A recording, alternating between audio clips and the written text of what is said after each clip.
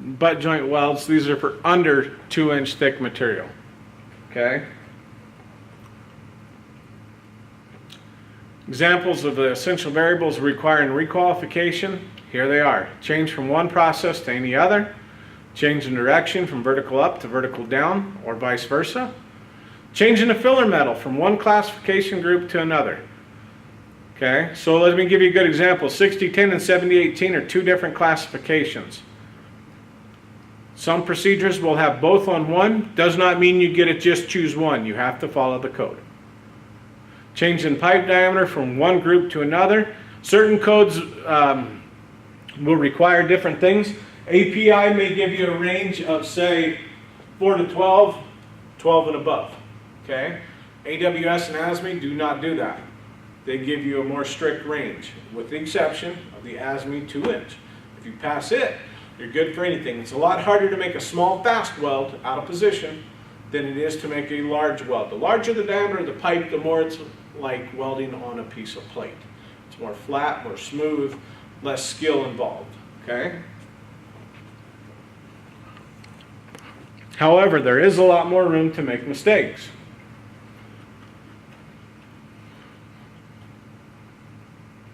It's a good feeling. I'm not going to lie. When you pass your first certification test, you know that you passed a code quality standard out there that not all welders can do this. It means it means that you have a skill set there that's good. Okay, you should be proud of it. Okay, the test of plate. I want you to read through these. There are certain things we will do in tests that we do not allow, but in real world we would. So, for example, on a test weld, okay, we will not require on a visual inspection. It has to pass visual inspection before it goes any further. You don't even bother bending it until I've signed off on it and said yes, it passes visual. Go ahead and bend it. Okay, you bring it to me. Already bent and I didn't see it, I'm going to tell you you have to do it again. Because that's real world. That's how it works. Okay?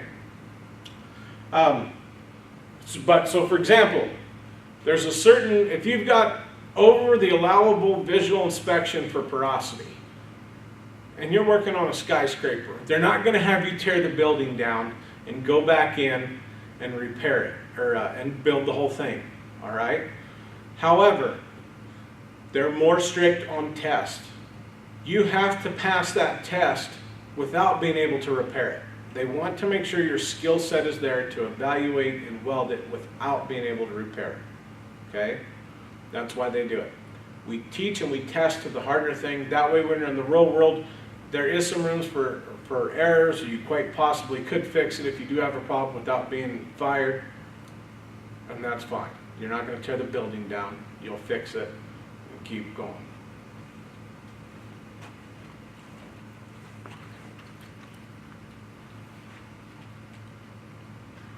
Okay, do not become overly concerned with the weld appearance. This is especially specific on the internal welds because some of them you're going to cover up. The more important thing is that you're fusing and you're getting the good penetration. You're keeping your welds clean and you're making sure that it's fusing in. Especially if you're allowed to grind and clean as needed.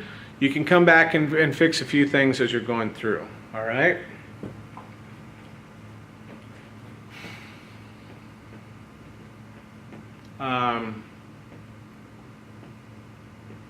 During the test, so keep plates hot during the welding, cool slowly, never quench in water or blow air on them.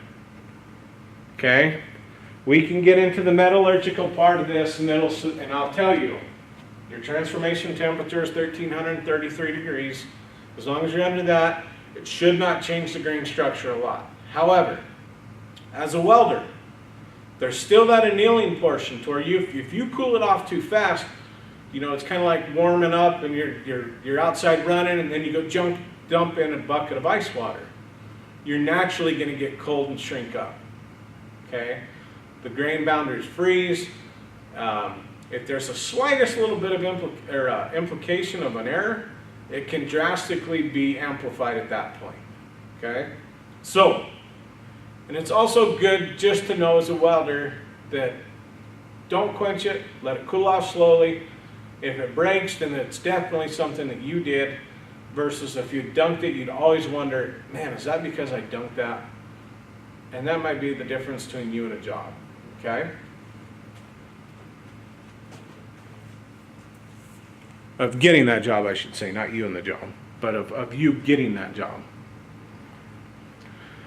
I will show you how to remove the face and root reinforcement around the edges of a specimen. You're allowed 1/8 of an inch rounding on the edges.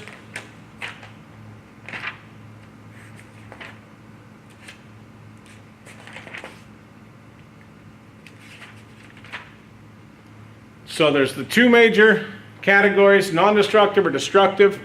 Non-destructive means that you are not hurting it. In this application, there are several different methods. Number one, most important, most economical, visual. Visual as you're welding it.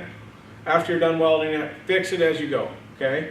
Because once it's, especially on a test, once it's welded over, you don't get to come back and fix it. Fix it as you're welding it. When you're done, you don't get to come back and grind it down. It has to be, I have to see the full weld appearance, the full weld ripple. No grinding marks on the face weld or the root weld of a finished test, okay? All right. Destructive, that's when we're going to start cutting the straps and bending them, okay? So we don't have to, for an example, it takes forever to x-ray a weld. Not everybody is qualified to do x-rays, plus there's a lot of safety issues there as well. So they've created destructive tests to qualify welders in lieu of x-ray welds as well.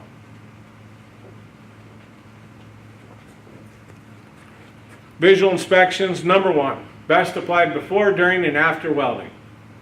That's very important, before, during, and after welding.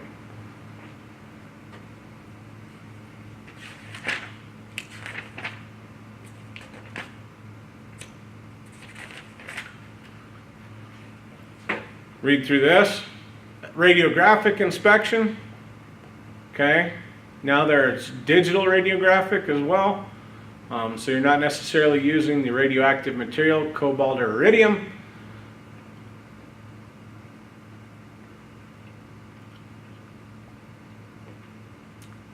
There are pipeline crawlers. There are systems that go up and down the pipeline and radiograph welds or ultrasound welds within it. Make it easier to run up and down a large diameter pipe if several joints are in there and need welded. Okay?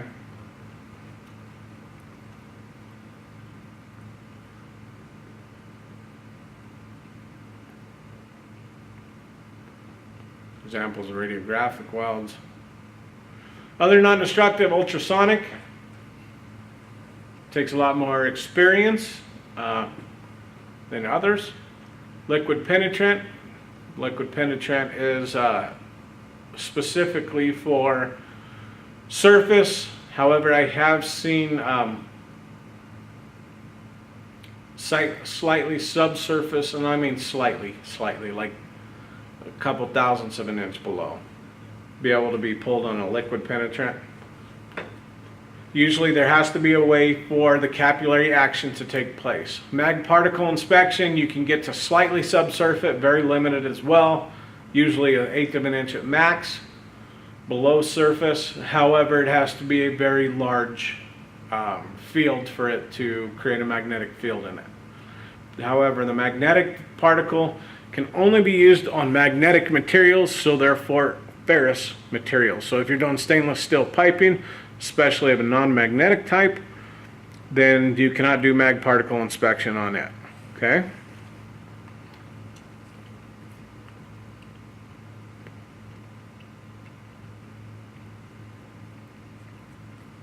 Hydrostatic pressure, so means of a pump.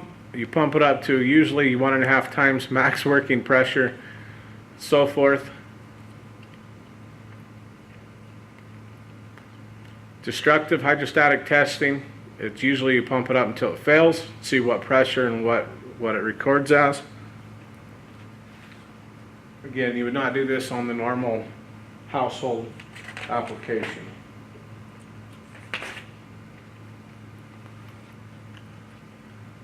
You can cut out coupons. Here's a coupon cutter, or we will learn how to do it by hand. Okay?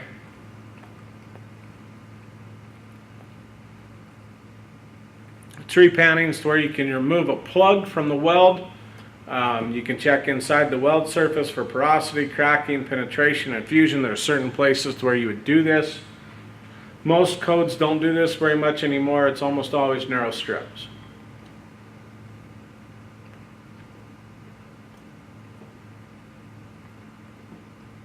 Look through this. So now we're starting to get into the discontinuities. Common defects in pipe, welds, and acceptance criteria. Okay. Incomplete joint penetrations to where the weld does not extend through the entire thickness. Incomplete fusion is a lack of bond between the two.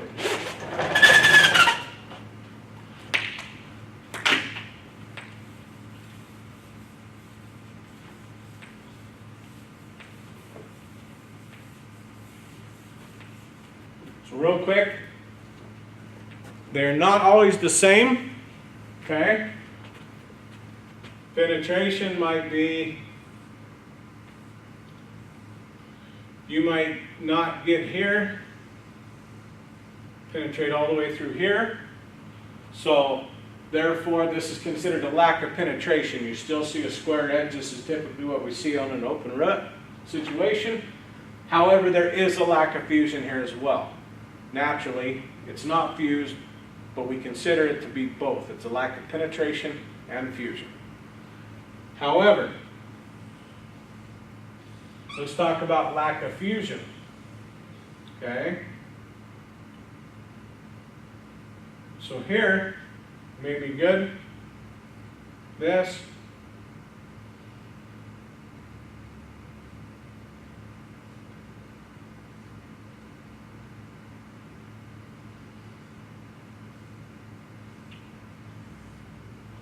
And these couple little spots here, you can see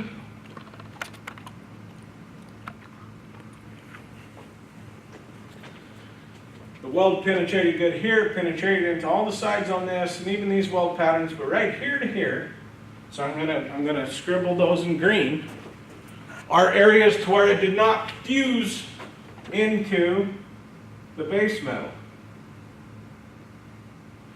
Those two right there would be considered a lack of fusion. Okay? Very typical. We do see this quite a bit. I am guaranteeing somewhere during your experience and travels, you will more than likely have a lack of fusion within a weld somewhere. The important thing is we learn from it, we learn how to adapt and overcome.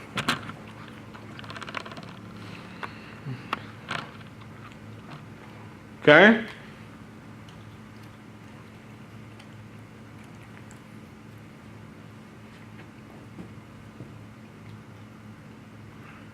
Incomplete joint penetration, we talked about that. Now you can start reading through the essential variables. So no high-lower at the root, so they're completely aligned, in alignment, however, just a lack of penetration.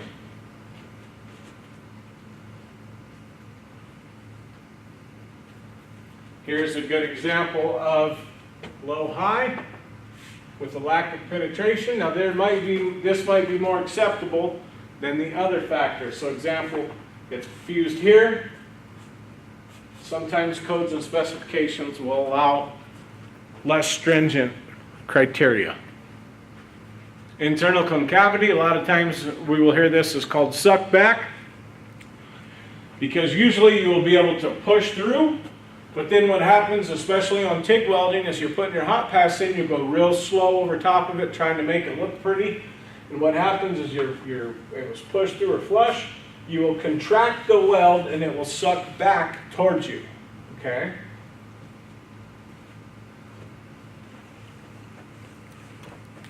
Incomplete fusion, lack of fusion at the root or the top of the joint, between the weld metal and the base metal. Excessive burn through. This is what we talked about earlier with icicles, or it's too heavy, it's greater than the 1/8 inch. Icicles or grape is what I think accepted earlier. So this tells you it's usually less than or equal to 1/4 inch. I have never seen that. Typical rule of thumb is no greater than 1/8 of an inch of burn through or penetration.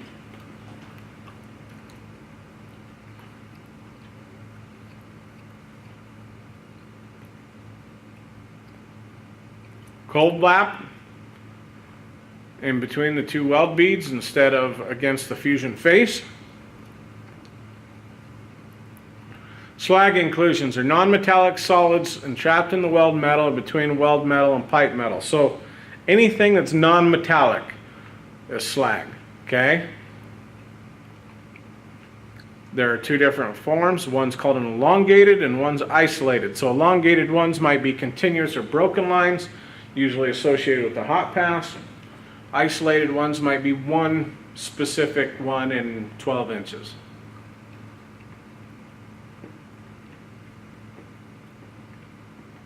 I want you to read through. As you can see, this is where we start talking about reading technical documents. So the aggregate length of elongated slag inclusions, not isolated.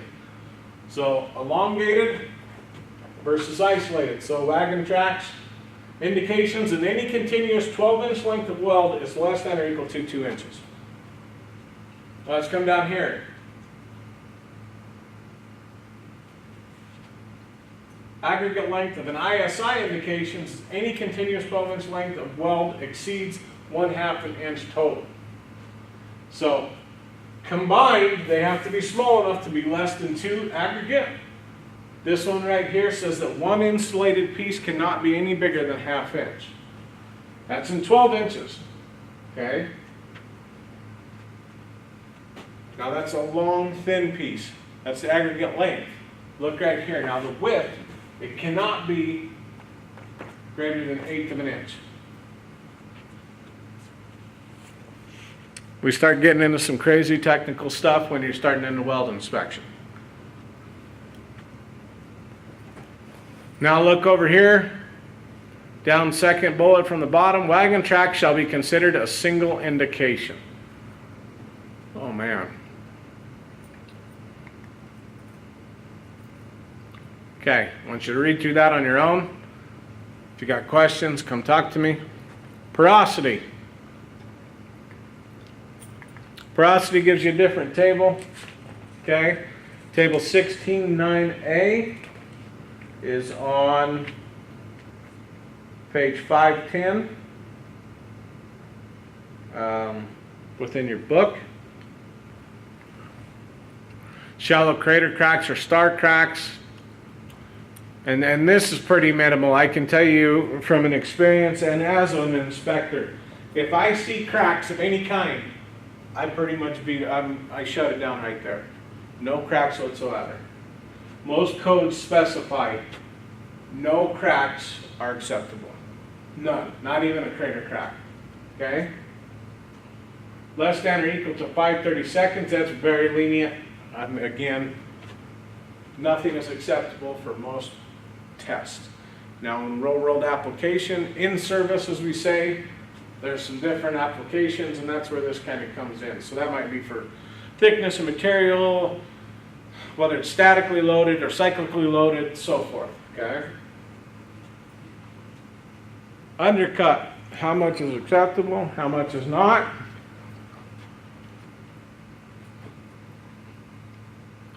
Accumulation, so aggregate length of indications in any continuous 12 inches of weld is less than or equal to 2 inches. But it still has to be, so say it may have to be within 10 thousandths deep, so say it's only 7 thousandths deep, it cannot exceed 2 inches. Certain codes are very strict. So for example, this undercut, especially on a pressure system, there's none. 0 allowed whatsoever. This changes code to code, okay? This is just one code in different examples. Some of this is AWS, some of it's API. Many codes and different applications will change what is acceptable. You have to look at the individual code. All right, practice jobs. Joint prep. I've shown you to do majority of this at this point, so I'm going to kind of fly through these slides. This is a J groove or a single groove, single bevel groove. Your root opening, your land root face, 1/16 plus or minus 1/16, so it can go from 0 to 1/8 of an inch. Same thing from 0 to 1/8 of an inch. 37.5 degrees on this one. So 37.5 is very typical in an ASME or an AWS application. API is typically a 30-degree bevel, okay? Usually a thinner wall pipe as well.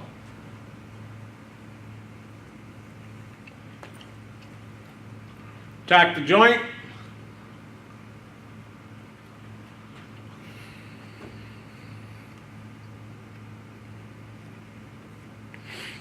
Okay, let me talk about tacks here for a minute. Right here it tells you the pipe's up to 4 inches diameter, 2 half-inch long tacks on opposite sides of the joint. Larger pipe make tack welds of 4 to 6 inches around the center, so forth.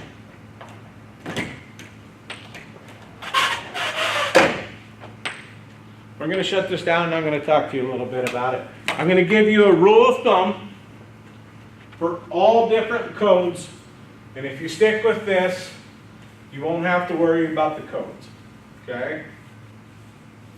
Especially on testing.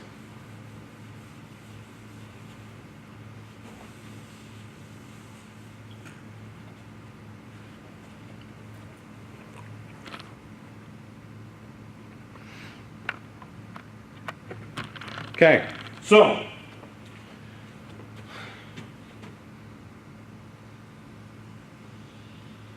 here's our pipe. We're looking at it from an end view, all right? So we wanted to see how we're going to tack weld this together. So my green marker will be my tack welds. Now my pipe coupons are going to come out of here, here, here, and here. So for test purposes specifically, always, this is face, this is root bend, face, root. Face top right, root buys on the left, okay? For your tacks, you do not want your coupons to come out, you do not want your tacks in the middle of your weld coupons. So you want to put a tack here, here, here, and here. And code specifies this. All of them say you have to pull your coupons from within your tacks, from the middle of where your tacks are, okay? Certain applications, usually what I will do is I will put in 3. I'll put in 3 tacks only. And then I will start welding on the 4th one. One less start and stop I have to do, or actually 2, okay? So I'll put in 3 and then I start welding here. So say this is in a 5G position, I'm going to be welding it vertical up, okay? I want to draw this somewhat to scale. So say this is my wall thickness, okay? I know it's pretty unrealistic and not the greatest artwork you've ever seen. However, my tack is here.